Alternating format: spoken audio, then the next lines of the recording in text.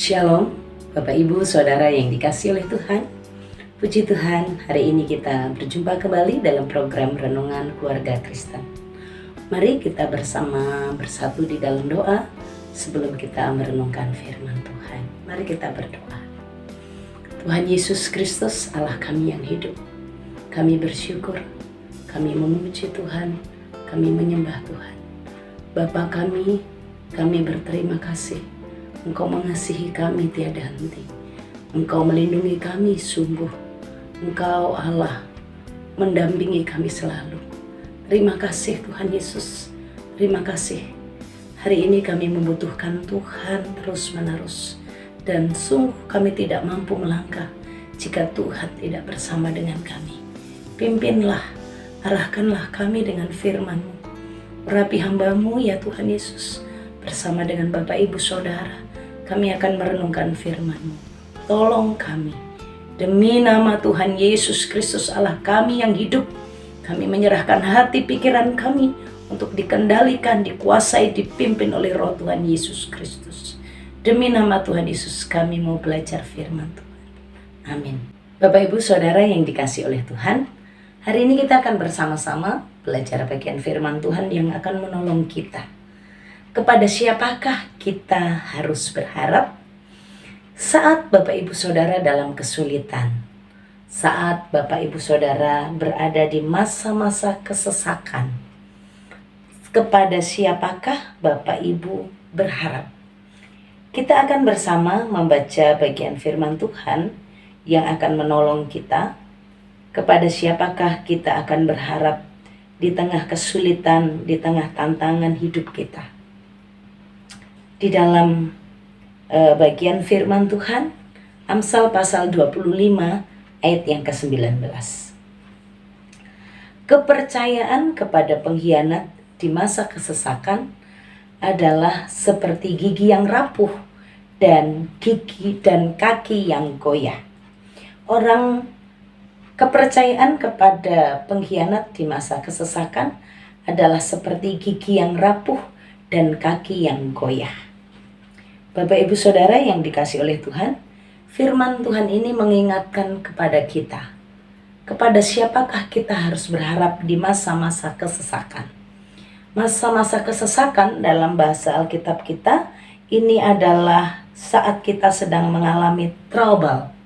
Saat kita sedang mengalami masalah. Ini masa kesesakan itu adalah sebuah ungkapan gambaran saat manusia berada di tengah situasi yang sesak.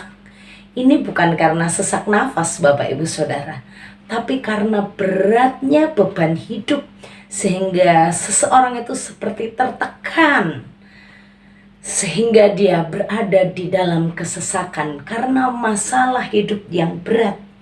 Saat dia berada di masa tribulasi, penderitaan, saat dia berada di masa distres, tertekan, saat dia sedang berada di masalah yang membuat hidupnya itu menjadi kacau. Nah, Bapak Ibu Saudara, apa yang kita lakukan di masa-masa kesesakan? Tentulah kita mencari pertolongan, berharap kepada siapa yang bisa kita harapkan. Ya, dalam Yeremia pasal 17, Yeremia pasal yang ke-17, ayatnya yang ke-5 sampai ayat yang ke-7, sampai ayat yang ke-8 saya akan bacakan. Beginilah firman Tuhan, terkutuklah orang yang mengandalkan manusia, yang mengandalkan kekuatannya sendiri, dan yang hatinya menjauh daripada Tuhan. Ia seperti semak bulus di padang belantara, ia tidak akan mengalami datangnya keadaan baik, ia akan tinggal di tanah angus di padang gurun, di negeri padang asin yang tidak berpenduduk. Diberkatilah orang yang mengandalkan Tuhan, yang menaruh harapannya pada Tuhan.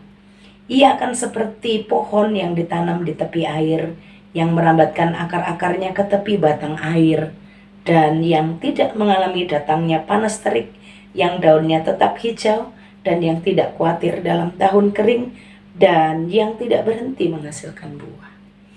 Seperti sebuah perbedaan yang sangat jelas.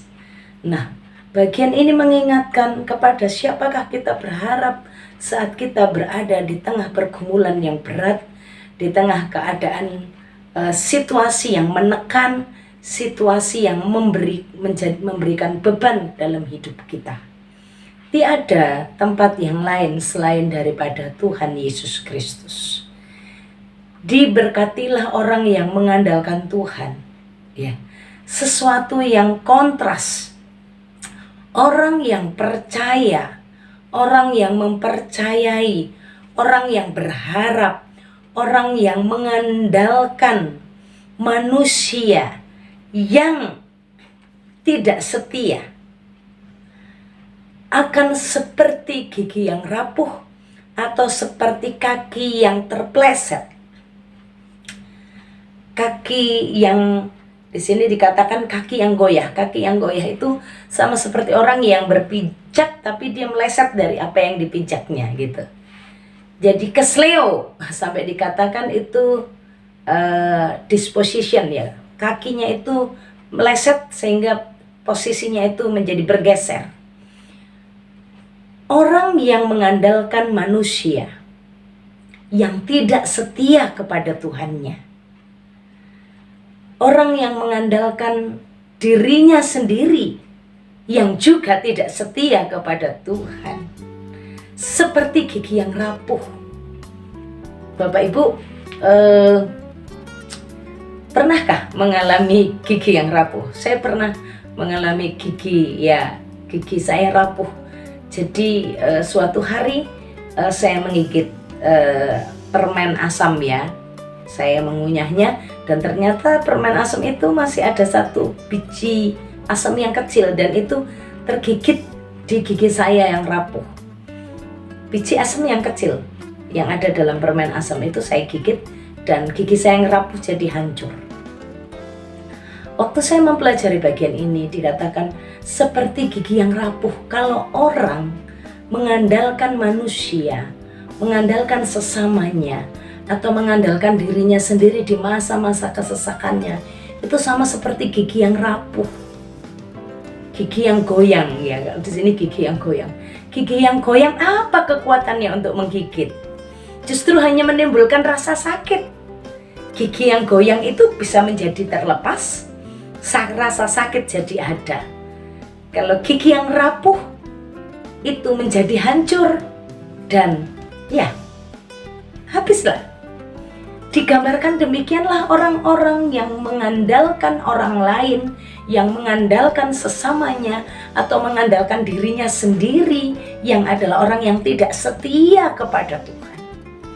Ada kalanya kita bersemangat mencintai Tuhan, mengasihi Allah, tapi ada waktu-waktu kita tidak mampu melakukannya. Ada waktu-waktu kita tidak setia dengan komitmen-komitmen kita. Ini mau menunjukkan kepada keterbatasan manusia dan bahwa manusia itu tidak dapat diandalkan.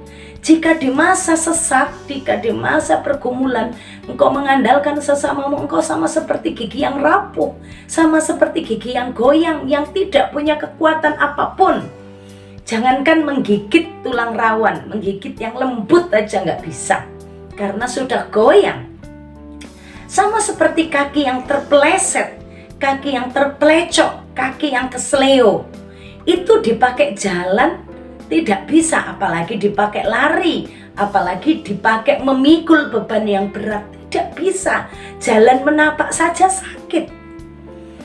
Mengingatkan betapa kita ini manusia terbatas dan sesama kita juga terbatas, dan bahwa tempat satu-satunya yang terbaik untuk kita andalkan hanyalah Tuhan.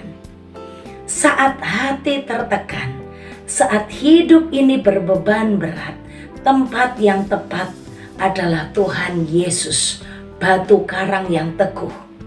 Dikatakan diberkatilah orang yang mengandalkan Tuhan. Dia bukan seperti gigi yang rapuh atau gigi yang goyang. Dia tidak seperti kaki yang kesleo yang dipakai untuk berjalan memikul beban berat.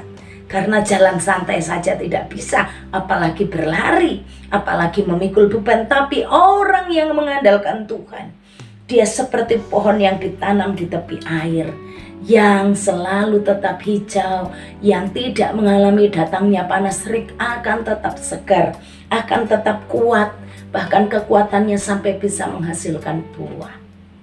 Bapak Ibu Saudara, di masa-masa sulit kita, jangan harapkan pimpinanmu, jangan harapkan orang-orang kaya di sekitarmu, jangan engkau harapkan saudaramu yang engkau pikir punya saldo banyak, berapa digit lah itu.